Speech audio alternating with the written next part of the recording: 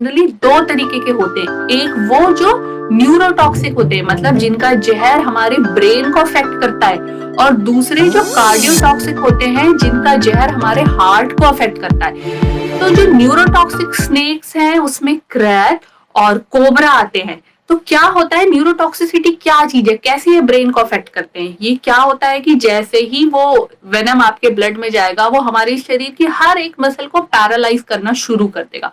तो मरीज को धुंधला दिखने लगेगा, धीरे धीरे डिप्लोपिया, मतलब आंखों से हर ऑब्जेक्ट दो तीन दिखेगा, क्योंकि आंखों की मसल को इन्वॉल्व कर रहा है।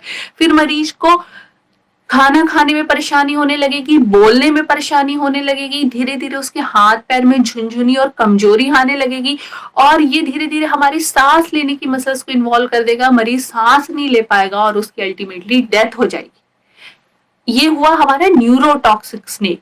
और जो कार्डियोटॉक्सिक स्नेक होता है, जो हमारे हार्ट को इन्वॉल्व करता है, वाइपर, उसमें क्या होता है, उसमें मरीज का ब्लड प्रेशर कम होने लगता है, उसे चक्कर आने लगते हैं, उसकी किडनी फेल होने लगती है, उसको जगह जगह से ब्लीडिंग होने लगती है शरीर में, उसके शरीर में धब्बे, जिसे पेटाइचियल रेसिस कहते हैं, वो बनने लगते हैं। मरीज अल्टीमेटली शॉक में चला जाता है और उसकी डेथ हो जाती है। स्नेक बाइट का ट्रीटमेंट क्या है? स्नेक बाइट ट्रीटमेंट में हम एएसवी एंटी स्नेक वेनम देते हैं। सबसे इंपॉर्टेंट बात कि आप जितना जल्दी एएसवी दोगे मरीज के, उतने ज्यादा चांसेस होंगे सरवाइव करने के। तो ये एएसवी एंटी स्नेक वेनम क्या चीज है? नाम ही बता रहा है, एंटी यानी अगेंस्ट, स्नेक वेनम यानी सांप के जहर के। तो ये इसमें क्या करते हैं, सबसे पहले सांप के मिल्किंग करके वेनम बाहर निकालते हैं। आपने वेनम निकाल लिया, ये इंस्टीट्यूट होते हैं इंडिया में बहुत सारे हैं जो ये प्रोसेस करते हैं एएसवी बनाने की। वो वेनम बाहर निकालने के बाद में उसे डाइल्यूट किया जाता है, पतला किया जाता है। उसके बाद वो दूसरे जानवरों में, हॉर्स में, शीप में, गोट में इंजेक्ट करते हैं। अब जब दूसरे जानवर के शरीर में वेनम आएगा तो उसकी बॉडी कुछ रिस्पॉन्स शो करेगी और वो उस वेनम के अगेंस्ट एंटीबॉडीज बनाएगी। अब हम उस जानवर का ब्लड, या फिर जिसको हम सिरम कहते हैं, वो लेते हैं, उसमें से एंटीबॉडीज निकालते हैं और वो ह्यूमन को या इंसान को स्नेक बाइट होने पर ट्रांसफर करते हैं। अब ये एंटीबॉडीज क्या करती हैं कि जो भी वेनम शरीर में आया है उसको बाइंड करके उसको न्यूट्रलाइज कर देंगी। तो जितना जल्दी आप मरीज को एंटी स्नेक वेनम दोगे, उतना जल्दी वो वेनम सांप का न्यूट्रलाइज हो जाएगा और उतना कम असर मरीज को आएगा। ये जो एंटी स्नेक वेनम बनता है, ये इन्हीं 4 स्पीसीज के स्नेक्स के वेनम के थ्रू बनता है, krait, Russell viper, saw scaled viper and cobra. क्योंकि इन्हीं चारों की वजह से हाईएस्ट मोर्टेलिटी है। तो इंडिया में जो भी एएसवी अवेलेबल है, जिसे हम पॉलीवेलेंट एएसवी कहते हैं, वो इन्हीं 4 जाति के सांपों के जहर से बना हुआ है। ये तो रही है एंटी स्नेक वेनम की बात, लेकिन अगर मरीज को ऑलरेडी टॉक्सिन का इफेक्ट आ गया है और उसके बाद वो हॉस्पिटल आता है, तो कैसे ट्रीटमेंट होता है? अगर मरीज को जो भी सिम्टम्स आ रहे होंगे इसके अकॉर्डिंग ट्रीटमेंट होता है। अगर मरीज को पैरालिसिस होने लगा, उसको सांस लेने में दिक्कत होने लगी, तो वेंटिलेटर सपोर्ट में रखा जाता है। अगर मरीज के शरीर में ब्लीडिंग होने लगी तो ब्लीडिंग को रोकने की कोशिश की जाती है। अगर बीपी कम हो रहा है तो बीपी बढ़ाने की दवाइयां दी जाती हैं। अगर मरीज शॉक में जा रहा है तो उसके ऑर्गन सपोर्ट दिए जाते हैं। और ये सारा सिस्टम तब तक कंटिन्यू रखते हैं, सारा सपोर्ट सिस्टम, जब तक कि मरीज के शरीर में टॉक्सिन का इफेक्ट चला ना जाए।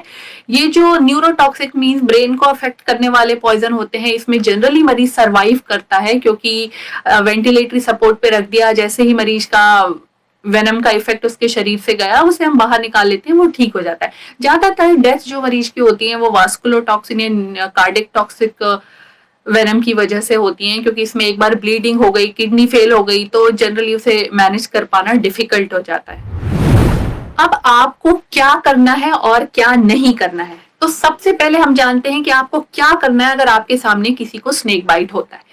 सबसे पहले आप उसे रीअश्योर करें कि 70% ऑफ स्नेक बाइट बिना जहर वाले सांपों की वजह से होती है, और जो 30% पॉइजनस स्नेक है जिनकी वजह से स्नेक बाइट हो रही है, उसमें से भी सिर्फ 50% स्नेक्स ही अपना वेनम इंजेक्ट करते हैं। तो जो भी ओवरऑल स्नेक बाइट होती है उसमें से सिर्फ 15% है जिसमें मरीज को टॉक्सिसिटी या सांप का जहर उसके शरीर में एंटर करेगा। उसके बाद आपको मरीज को तुरंत इमोबाइल कर देना है। आप तुरंत उसे लिटा दें और जिस भी लिम्ब में सांप ने काटा है उस लिम्ब को इमोबाइल कर दें with the help of a splint. Splint क्या होती है? कोई भी लकड़ी या फिर कोई भी हार्ड ऑब्जेक्ट लेकर के उस लिम्ब को रस्सी से बांध दें ताकि वो लिम्ब बिल्कुल मूव ना करे। जैसा कि हम फ्रैक्चर होने पर अपनी हड्डी के साथ करते हैं, प्लास्टर लगा के उसको बिल्कुल इमोबाइल कर देते हैं, ऐसा ही आपको करना है। मरीज को बिल्कुल सीधा लेटा देना है और तुरंत हॉस्पिटल लाएं, क्योंकि आप जितना जल्दी एएसवी दिलाओगे मरीज को उतना ज्यादा उसके सर्वाइवल के चांसेस हाई होंगे। ये जानना बहुत ज्यादा जरूरी है कि हमें क्या नहीं करना है। फर्स्ट, कि मरीज को किसी भी ऑल्टरनेटिव ट्रीटमेंट, झाड़ फूक, ओझा यहाँ कहीं नहीं लेकर के जाना है, इससे कोई हेल्प नहीं होती है। सेकंड, हमें बिल्कुल टाइम वेस्ट नहीं करना है, तुरंत हॉस्पिटल के लिए रश करना है। मरीज को चलने नहीं देना है, मरीज को मोबाइल नहीं करना है, उसे भागने नहीं देना है, उसे बिल्कुल स्ट्रिक्ट मोबाइल करिए। जहां पर स्नेक बाइट हुई है उस एरिया को काटना या फिर वो वेनम सक करना, ऐसा आपको कुछ भी नहीं करना है। बाइट वाले एरिया के ऊपर कोई भी टाइट कपड़ा, रस्सी, ऐसा कुछ नहीं बांधना है। ऐसा करने से मरीज को हार्म होता है, यहाँ तक कि वहां ब्लड सप्लाई और कम हो जाती है और वो एरिया और डिस्ट्रॉय होने लगता है। मरीज को अल्कोहल या शराब बिल्कुल नहीं देनी है। अगर आप उसे अल्कोहल दे दोगे तो जो वेनम है वो और स्पीड से ब्लड में रिलीज होने लगेगा और मरीज और गंभीर हो जाएगा। सांप की क्या जाति है, कौन सी स्पीसीज है, ये आइडेंटिफाई करने की आपको कोई जरूरत नहीं है, क्योंकि जो एएसवी एंटी स्नेक वेनम होता है वो ऑलरेडी 4 प्रजाति के स्नेक्स जो हमने पहले ही बताए जिनसे सबसे ज्यादा डेथ का रिस्क होता है वो उनसे बनती है। तो वो ऑलरेडी कई स्पीसीज कवर कर रहा है, तो इससे कोई फर्क नहीं पड़ता कि कौन से स्पीसीज के सांप ने काटा है, क्योंकि हमारे हेल्थ सेक्टर में आपको जो भी एएसवी मिलेगा वो इन्हीं 4 स्पीसीज का मिलेगा। आप बच कैसे सकते हैं स्नेक बाइट से? 2-4 बहुत सिंपल सी चीजें हैं जिनको फॉलो करने से हम बहुत सारा स्नेक बाइट अवॉइड करते हैं।